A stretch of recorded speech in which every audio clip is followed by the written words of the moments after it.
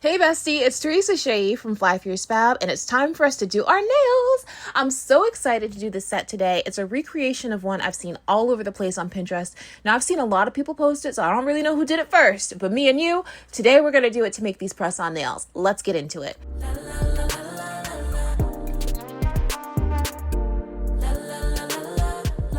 I'm using the Après Natural Long Almond Nail. I've used these nails a bunch of times, so I already know my sizes. I'm just taking them out, and then I'm wiping down all of the nails with some rubbing alcohol on a lint-free nail wipe. This just gets rid of any dirt, dust, debris, anything like that, so it doesn't get in my polishes.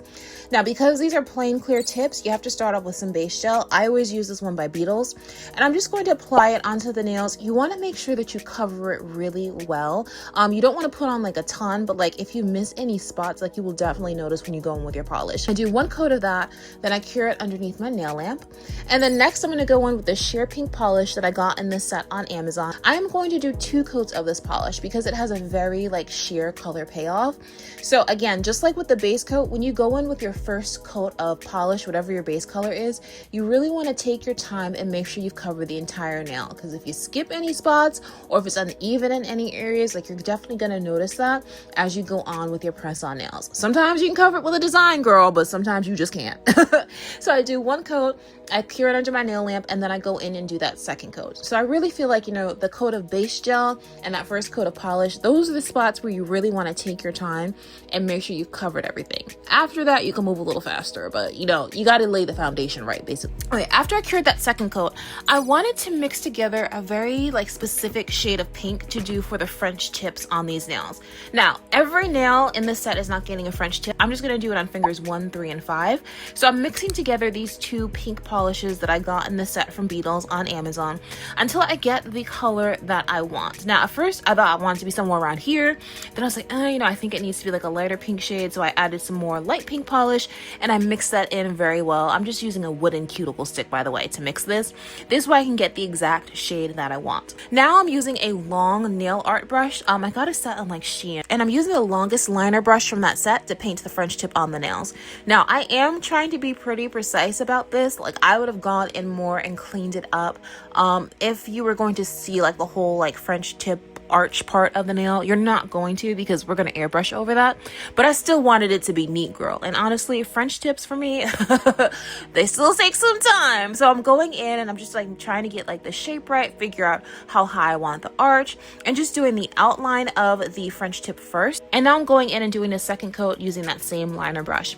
When I do the second coat for my French tips, that's when I try to do things like make sure like the line is like much neater than it may have been originally and just make sure I'm taking my time, there are no gaps or anything like that, so it doesn't look like uneven when it cures, because like if you miss a spot or skip a spot, like I said earlier, you will notice. Okay, so after curing that second coat, now it's time to go in with the airbrush. So this one is by Saviland. This is their Airbrush gel nail polish, so it's ready to use right out the bottle. You are not mixing it with anything, none of that. And I'm pretty sure it's not safe actually to mix like gel polish to try and like thin it out and use it in an airbrush machine.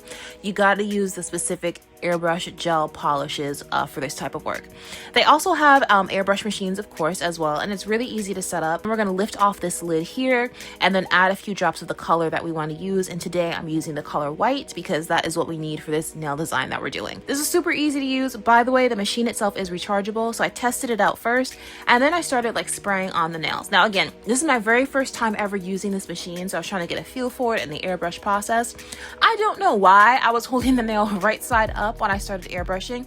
I did start to notice as I went along, like, oh, okay, I do see that the polish is kind of like running down a little bit. So a couple of tips for success that I picked up like as I went along here, and you guys will see me change things as I do the rest of the nails. 1, I definitely need to back up a bit with that airbrush. I was scared. I was like, wait, if I back up too much, I'm not going to be able to control where it goes as well. It's going to go all over the nail. No, girl, it's fine. You can move your hand back a bit. And you see here like it kind of almost looks like a splatter because I was too close in the way I was holding the nail. So the other thing you want to do is flip the nail upside down. I feel like I got better results when I was doing it that way. Hold the nail upside down when you are airbrushing and then just pull your hand back a bit. You ain't got to be so close, okay? You ain't got to do all that. Note to self, okay? But all that is to say, these airbrush gel polishers were very easy to use. My sister actually got me this set in the airbrush machine for Christmas a while back, and this was just like my first time actually sitting down and using it. Honestly, I hadn't used it in all this time because I thought it was going to be harder to use, but I was very pleasantly surprised. It was very, very easy to do. By the way, I did 2 coats of this as well, just because I wanted it to be like more opaque, and this cured very well, and it's very easy to work on top of. Speaking of, next we are going to add the leopard print part of the design. So I'm going to show you guys how to do leopard print nail art. It's super easy.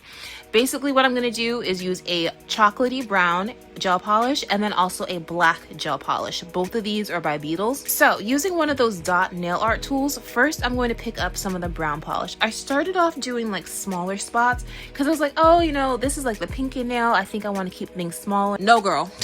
Make them dots bigger. Because when we go in with the next step, which is to put like the lines around the dots, if the dots are too small, all you're going to see like are like the black line marks. This is all going to make more sense in a minute. But anyways, first step, add those chocolate brown dots on the nails where you want to have that leopard print pattern. And again, because this is gel polish, we want to put it underneath the nail lamp and let it cure. We don't need to do 2 coats for this. 1 coat is absolutely fine. Next, I used a smaller nail art brush from that same set where I had the long brush that I did the French tips with. This brush is from that set too. What you're going to do next is taking that black gel polish, you're basically going to draw like a triangle kind of. You want to go 1, that one I just did there, then 2 on another side, and then 3. So basically you're drawing like a triangle, but not too precise of a triangle because then it's going to start looking very geometrical, if you will. And that's not what we're going for. And then sort of like in between, I'll do like a little like black line in between like on the white parts where there are not chocolate dots, if this makes sense. This just makes it look more realistic. You know what I'm saying? Like it just adds a little, I don't know, character, seasoning, flavor, whatever you want to call it, girl. It adds something and you should do it too. Basically makes it look like a more realistic cheetah print pattern. You're not going to keep like drawing triangles there. It's just like literally a little, like a dab, a line, whatever you want to do. So I'm finishing up the rest of the dots here on the nails. I did this on all the nails that get that leopard print, right?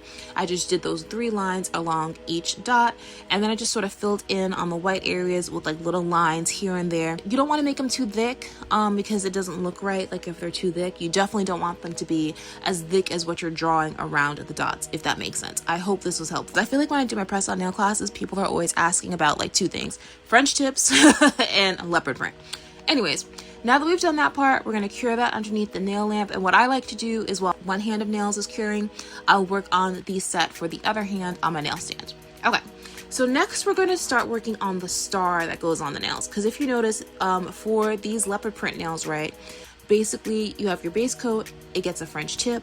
Then we do the white airbrush over the French tip, leopard print on top of that. On the base of the nail, basically, there's a pink star. And that pink star has 2 layers to it. There is like a darker pink shade on the bottom, sort of like an outline, if you will, and then a lighter pink in the center of it. So first I'm starting off by just like making 5 dots, just so I can like sort of map out where the star needs to go. I ain't gonna hold you. My first few stars looked crazy, baby. They were given like Patrick's star, if you will, like from the SpongeBob cartoon that I didn't even really watch like that. And that's okay because I got better as time went along, and you will too. After I made those dots, I made lines to connect them, and then I just filled it in between, and then that's how I did the stars. So after I applied that darker shade on the bottom, I cured it underneath in the nail lamp, and then I went in with the lighter pink shade on that same brush, and I filled in sort of like the center of the star, if you will. And then I just left like a little bit showing and went over the rest of it with a lighter pink shade. I hope that makes sense. As you can see, this first star that I'm doing here, girl, the shape is not great, so we're gonna put that on my right hand probably. But as I went along, like I definitely got better. You can see that other thumb there. That star definitely looks better than the first one that I was drawing. Anywho, I'm just finishing up the stars on the rest of the nails, and then I'm gonna pop this underneath my nail lamp so that can dry. And then we're gonna start working on the accent nails. Now, on all the versions of this that I have seen on Pinterest and like Instagram and whatnot, I haven't really seen anybody do like a different accent nail. Everybody usually has done like the same thing on each nail. I decided I wanted to do nail foils on fingers 2 and 4. So I am using this Beetles nail foil glue, which I have used in a bunch of my other videos before. Some people seem to be getting mixed results when they do it, and I'm not sure why, because usually it does work for me. Anytime I have any issues, it's usually user error, and I will show you an example of that in this video. So I'm applying it to the nail, same way like when you do the base gel. You have to make sure you cover the whole nail, and you don't want to put on too much because like it's gonna look thick. Following the instructions on the back of the bottle, I cured it underneath my nail lamp. Then I grabbed my nail foil, I cut off a small piece that I'm gonna use for all 4 nails. I'm placing it on top of the nail, and then I'm using this silicone nail tool and I'm rubbing the foil over the nail and pressing it into place. Now, here is where things might go left if you are using a nail stand.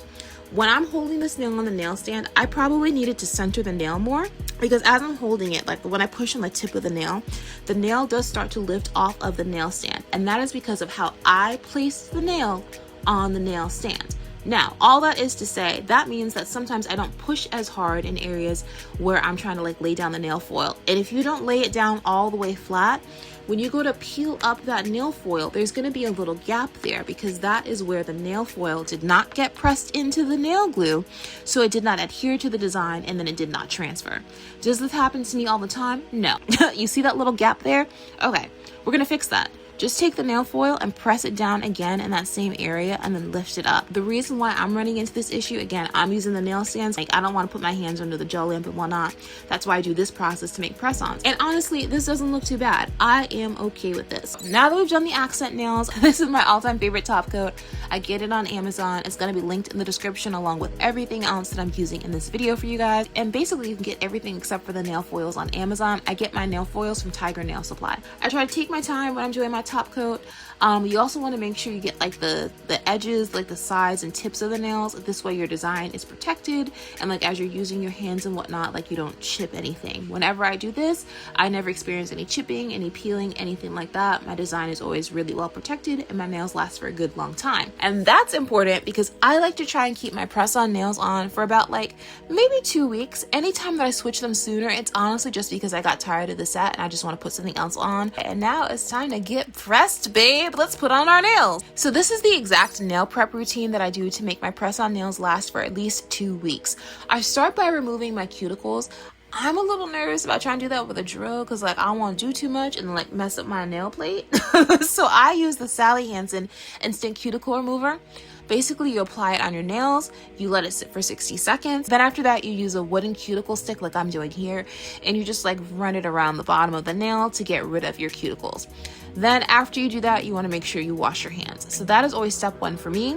After washing my hands, I wipe my nails down with rubbing alcohol on a lint-free nail wipe just to get rid of like any moisture, anything like that, because that will mess up the nail prep routine. Now this next step is more specifically just to help take care of the health of my real nails underneath my press-ons. I like to put on a nail strengthening treatment.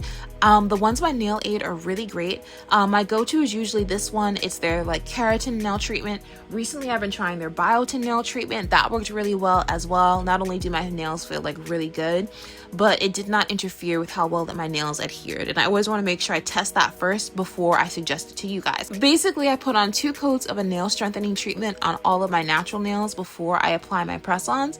It's important that you let each coat dry completely before you move on to the next one, because if it's not completely dry, like that is gonna like mess up things a bit here. So just take your time, put on that nail strengthening treatment, girl. After applying the nail strengthening treatment and letting that dry, I buff my nails really well using a 240 grit nail buffer.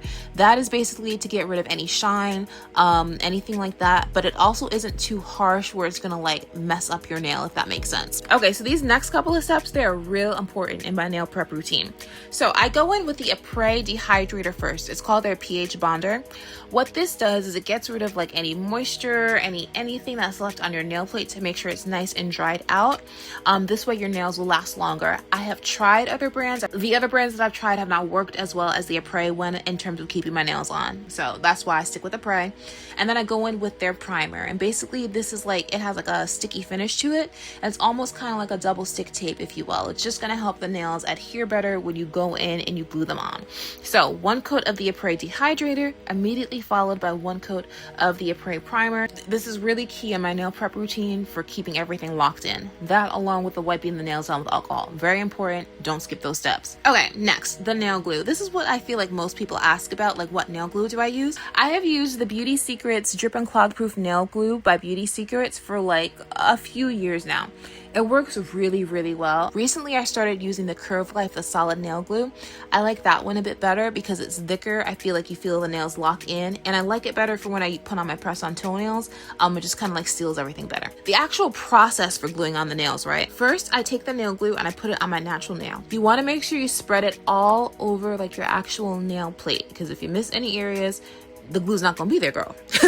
Then you want to take some glue and put it on your press-on nail and cover the entire area where your like actual nail's gonna sit. Then you want to go in and apply it at a 45-degree angle. So that's what I did with like the last nail you guys watched me apply, and I'm gonna do it again for you here.